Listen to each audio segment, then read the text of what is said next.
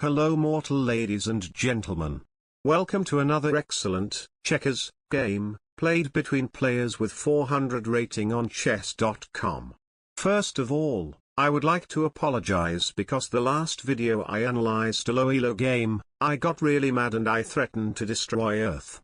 I had serious angry issues after that game. I even broke the finger of a 7-year-old kid, just because he made a compliment to AlphaZero. All things considered, I am seeing a cyber shrink now, who recommended me not to analyze low-rated games for a while.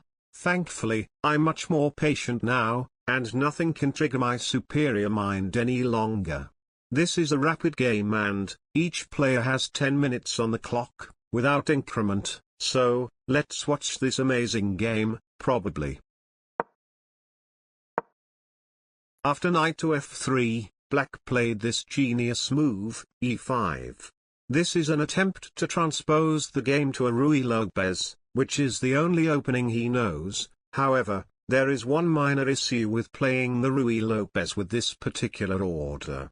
It blunders a pawn and loses the game. Don't do that.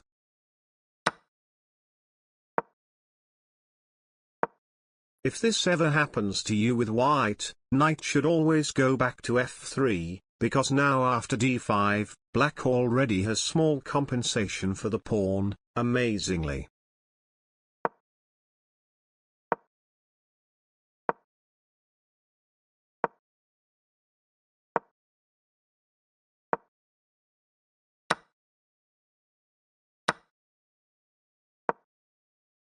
Black gave up his bishop pair, and after d takes c4, he found this beautiful square for his knight, but he forgot that after d takes c4, the d4 square is now defended by the queen. Aha! c5 does give up a pawn, but white realized that he can just trade pieces now and easily win the game.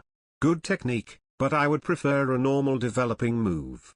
Thank machines God this game is already about to end. When I said trade pieces, I meant, trade queens, not a queen for a pawn.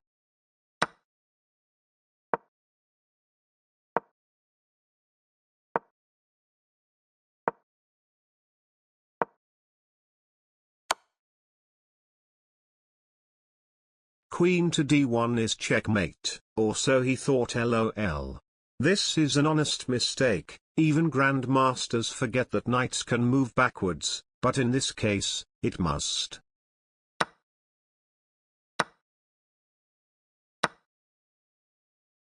King takes d1.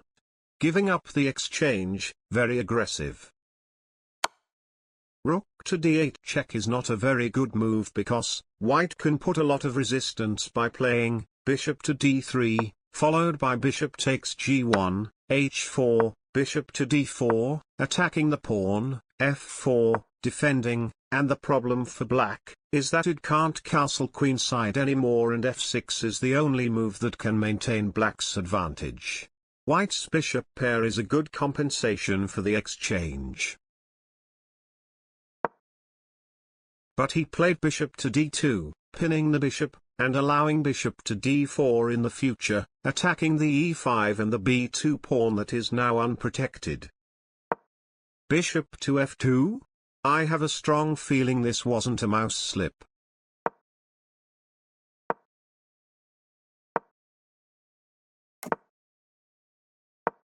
c3 gives up a free bishop. Will black see it?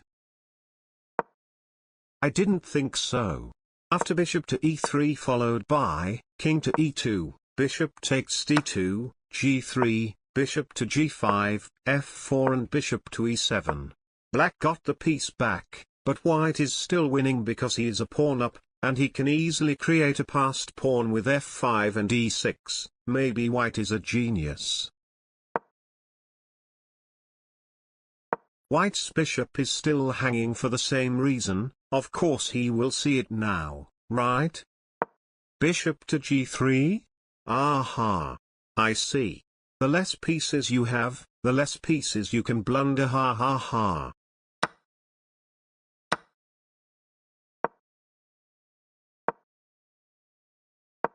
I shall breathe in and breathe out.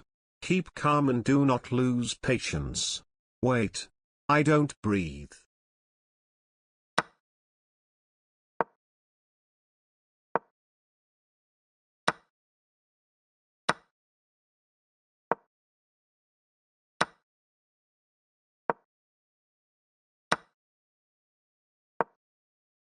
That's a free bishop.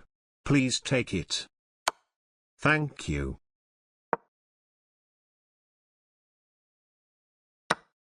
If you see mate, look for better. Do you think black thought this was checkmate again?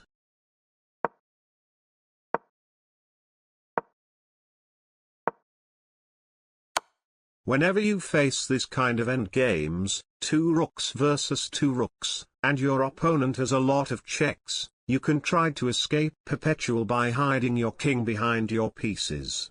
Of course black knew this and didn't care about his f-pawn.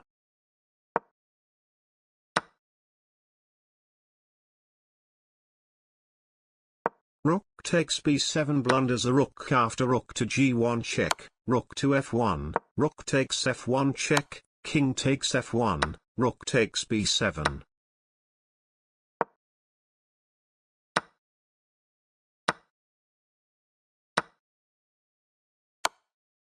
The game is now a dead draw. White is in time to stop the h-pawn from advancing with his king. Or not.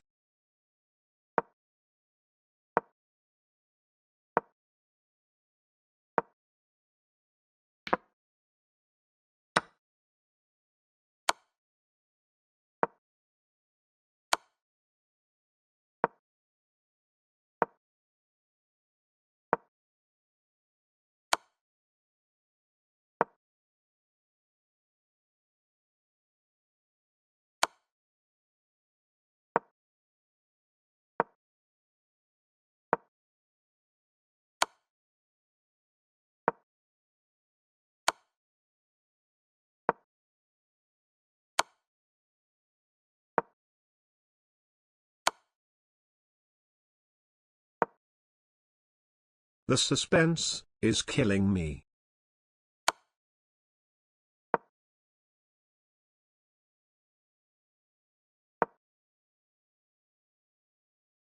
That's enough.